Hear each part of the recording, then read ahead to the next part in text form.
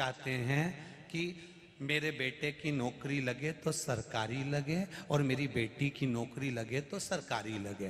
Private school में पढ़ाते हो, प्राइवेट हॉस्पिटल ले जाते हो, फिर सरकारी नौकरी की जरूरत क्या है तुमको? नौकरी सरकारी चाहिए। पढ़ाएंगे प्राइवेट में, हॉस्पिटल ले जाएंगे प्राइवेट में, पर नौकरी सरकारी।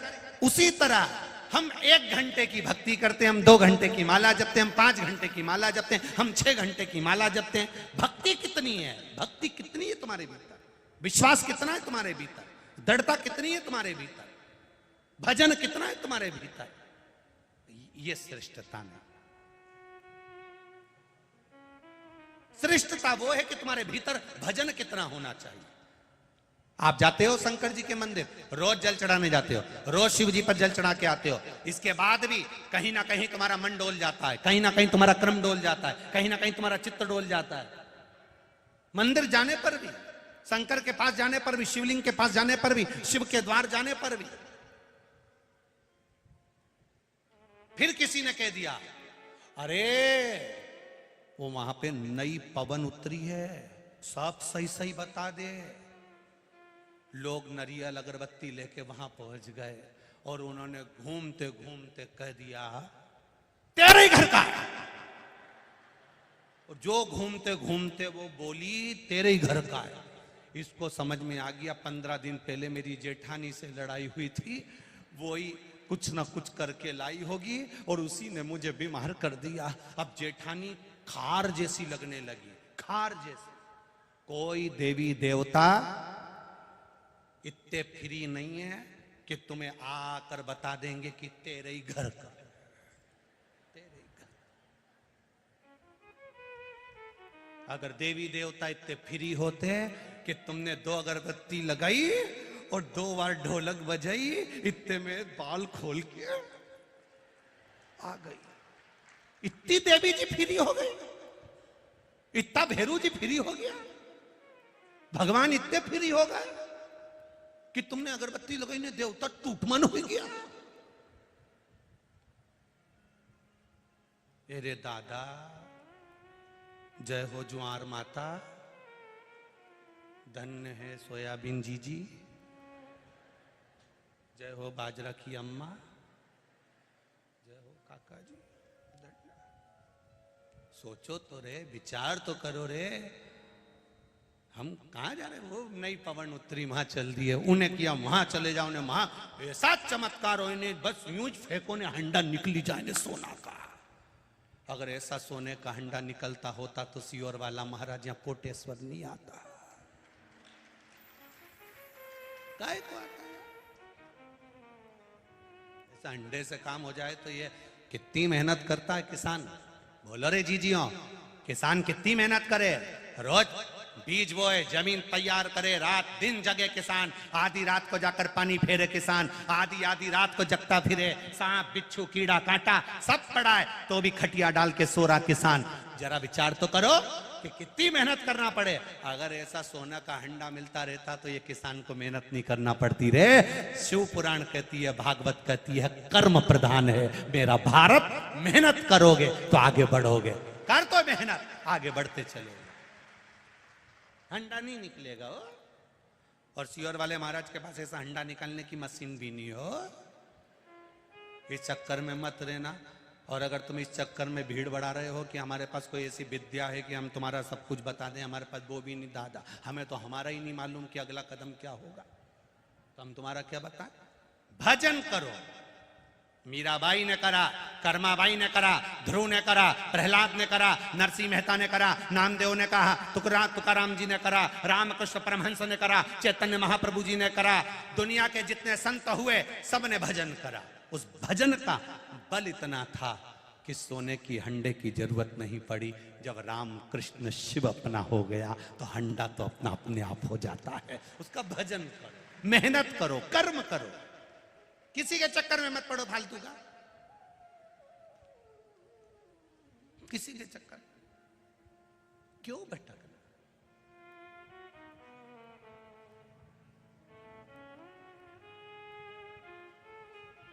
इधर उधर मत डोलो रे, अब वल्लभ के बोलो। क्यों डोलना कभी यहाँ कभी वहाँ, कभी वहाँ कभी वहाँ, कभी वहाँ कभी वहाँ। कोई ने कह दिया वहाँ चले चलो, वहाँ अच्छा है, वहाँ चल चलो, वहाँ अच्छा है। ना ना ना ना, संकल्प ले लेना, कहीं नहीं भटकूंगी। केवल एक लोटा लेकर महादेव के मंदिर जाऊंगी, उनसे कहूंगी, वो सुन लेगा तो झगड़ा लड़ाई नहीं करना। पिताजी जिंदा हैं, पिताजी से जाकर कह देना, पिताजी तुम जिंदा हो, तुम्हें जिसको जो देना हो दे देना। मरने के बाद तुम्हारा छोरा छोरी झगड़ा करता फिरे, ये अच्छा नहीं लगेगा। अपने हाथ से मैं एक जगह पर जाऊंगी, जो मेरे गांव में, मेरे नगर में, मेरे मोहल्ले में, मेरे क्षेत्र में, मेरी कॉलोनी में, मेरी सोसाइटी में, मेरे पास में जो शिवालय होगा, उनके पास जाकर एक लोटा जल चढ़ाकर उनसे कहूंगी, मुझे बस सवार देना, सुधार लेना, हाथ पकड़ लेना, बहुत दुखी हूं। दूसरे के पास जाकर कहूंगी, लोग हंसेंगे, बाबा तेरे दरवाजे पर आई हूं। लोग कहते हैं एक लोटा जल चढ़ाने से तू सुन लेता है, मेरी भी सुन लेना, बहुत दुखी हूं, तू मुझे अपना लेना। बाप के दरवाजे से बेटी खाली ना जाए, इतनी कृपा कर देना, महादेव पकड़ लेगा, पकड़ लेगा। खाली ना जाता कोई दर से तुम्हारे, मैं भी खड़ा हूं नन्ही बाहें पसार। अपने हृदय से लगा लो, लगा लो, गिरा जा रहा हूं, उठा लो, उठा। शिव कथा कर रही है। अभी एक दिन की बात है, बेटमा में कथा थी, ये विशाल भैया कथा करवाए। अब वहां पर इंदौर के एक भक्त मिलने के लिए आए। वैसे तो हम मिलते नहीं,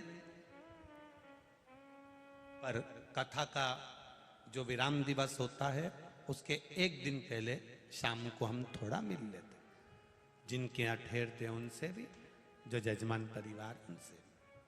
हम नहीं मिलते पूरे 7 दिन में। ये विशाल भैया भी जाने, ये सिसोदिया जी भी, शरद भैया से पूछना, इन लोगों से भी हम नहीं मिलते। एक नियम बना रखा है। हाँ, पत्रकार बंधु कभी आए हैं, सामूहिक रूप से, अलग अलग नहीं। वो भी कभी भी पत्रकार बंधु भी अकेले अकेले नहीं आए, और ये एकजुटता का एक आनंद है। पत्रकार बंधु भी सामूहिक रूप से आए, एक बार मिल लिए, हो गया। किसी से हम नहीं मिलते ज्यादा। आपने देखा होगा जहां हम ठहरे, हम कमरे से भी बाहर नहीं निकलते।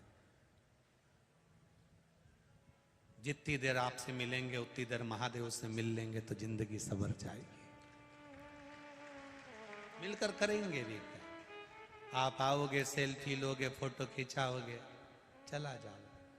एक फोटो हम भी हमारे महादेव के साथ रोज भजन करते करते खिंचा लें तो जिंदगी सार्थक हो, आनंद हो। तुम भी फोटो खिंचाकर दूसरे को दिखाओगे, हम भी फोटो खिंचाकर उसको दिखा देंगे कि मिले थे सुंदर आनंद में, कोटेश्वर में भजन किया था गंगा के घाट पर। यहाँ लोग गंगा के तट पर जाते हैं, हम तो कहते हैं वहां जाने की जगह कोटेश्वर में जो गंगा बह रही है, एक बार डुबकी यहाँ आकर लगा लो। ये सुख है, आनंद है। गंगा कुछ चलकर कोटेश्वर धाम तक आ गई। बेटमा में कथा थी, शाम का समय एक परिवार मिलने को आया। एक डब्बा था उनके पास में, इतना बड़ा जाली वाला, उसको लेकर आए। अब उसमें आंकड़े की जो जड़ होती है, उस जड़ में से गणेश जी निकलते हैं। जी जी, सुना है कि नहीं सुना आप लोगों ने?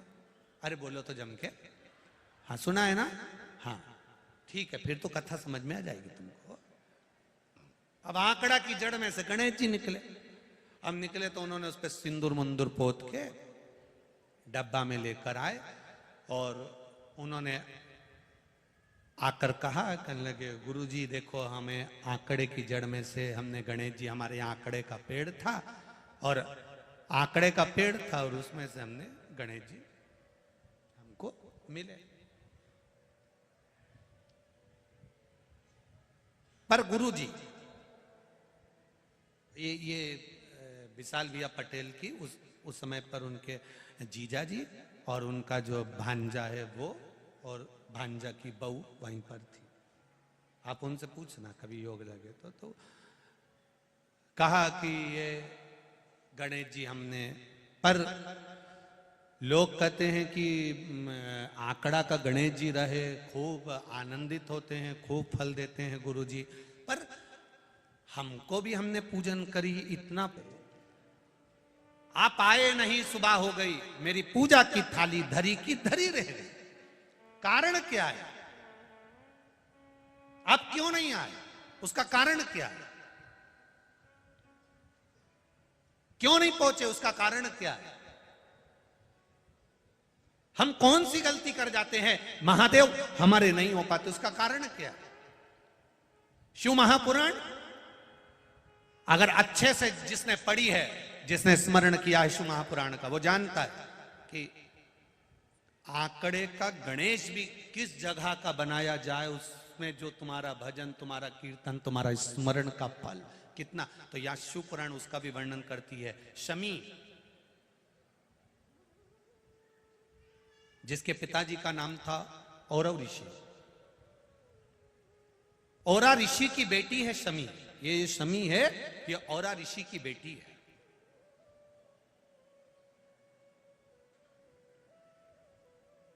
बहुत सुंदर पुत्र, बहुत सुंदर।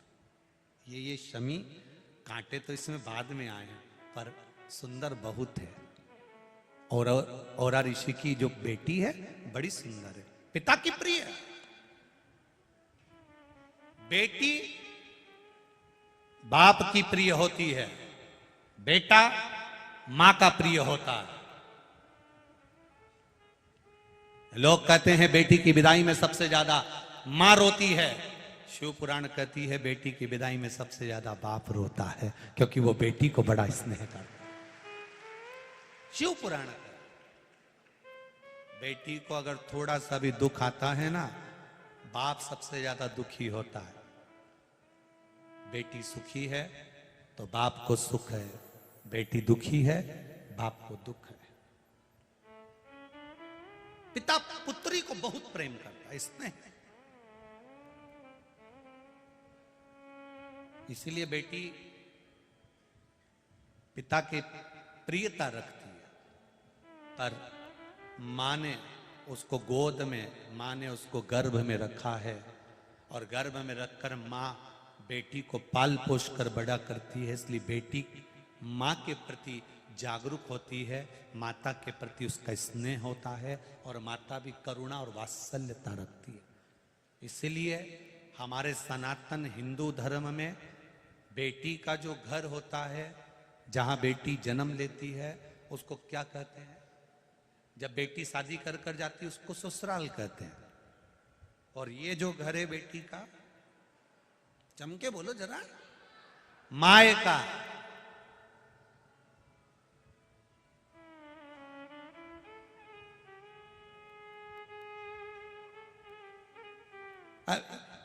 इसमें बाप का नाम नहीं है, आज तक किसी ने नहीं किया। जो बोली तो बोली मायका जयरी, आज तक किसी ने कहा मैं बाप का जयरी? पिता के यहां जा रही, जब भी बात निकले, जो लड़ाई होने झगड़ा होने में, तो चली मायका। मायका मतलब मां का घर। मां है तो मायका है। जिस दिन मां चली जाती है उस दिन फिर मायका भी समाप्त हो जाता। मायका है। औरा ऋषि की पुत्री शमी बड़ी सुंदर थी। औरा ऋषि ने विचार करा था, मेरी इतनी सुंदर बेटी है, लड़का भी ऐसा मिलना चाहिए, वर ऐसा मिलना चाहिए जो मेरी बेटी का सम्मान करे। ऐसा लड़का मत ढूंढना कि पेट्रोल पंप ज्यादा हो, ऐसा लड़का मत ढूंढना कि गाड़ी बंगले ज्यादा हो, ऐसा लड़का मत ढूंढना कि जमीन जायदाद ज्यादा हो, ऐसा लड़का मत ढूंढना कि बहुत प्रॉपर्टी हो और धन ज्यादा हो। तो मालूम पड़े दिन भर नशे में धुत पड़ा हो, मित्र दोस्त ज्यादा हो, इधर उधर लगा रहे, ना जाने किस किस में डूबा रहे, तुम्हारी बेटी से श्रेष्ठता से बात तक ना कर पाए। ऐसा वर नहीं चाहिए। पिता को लड़की के लिए वर ढूंढना चाहिए जो तुम्हारी बेटी का आदर कर ले, तुम्हारी बेटी से जो दो मीठे शब्द बोल ले, आदर के शब्द बोल ले। जब घर में आए जूता उतारे और मालूम पड़े जूता से दे धरे, गालियां बके अपशब्द कहे, ताना दे, तो ऐसा पेट्रोल पंप और ऐसी गाड़ी बंगला किसी काम का नहीं है। बेटी का आदर करे वो छोरा होना चाहिए, बेटी का सम्मान करे वो वर होना चाहिए, बेटी को मान सम्मान के शब्द बोले वो वर होना चाहिए। जरा जरा सी बात में चिल्ला के दौड़े और अपने दोस्तों के साथ जाकर बैठ जाए, रात को 12-12 1-1 बजे तक आए, मालूम पड़े बेटी इंतजार करती रहे, आएंगे रोटी खाएंगे, साथ बैठेंगे, बात करेंगे, कुछ बोलूंगी मैं उनको, उनसे कुछ पूछूंगी मैं, और मालूम पड़ा ऐसे तैयार होके आए, कहीं पे पहले दिन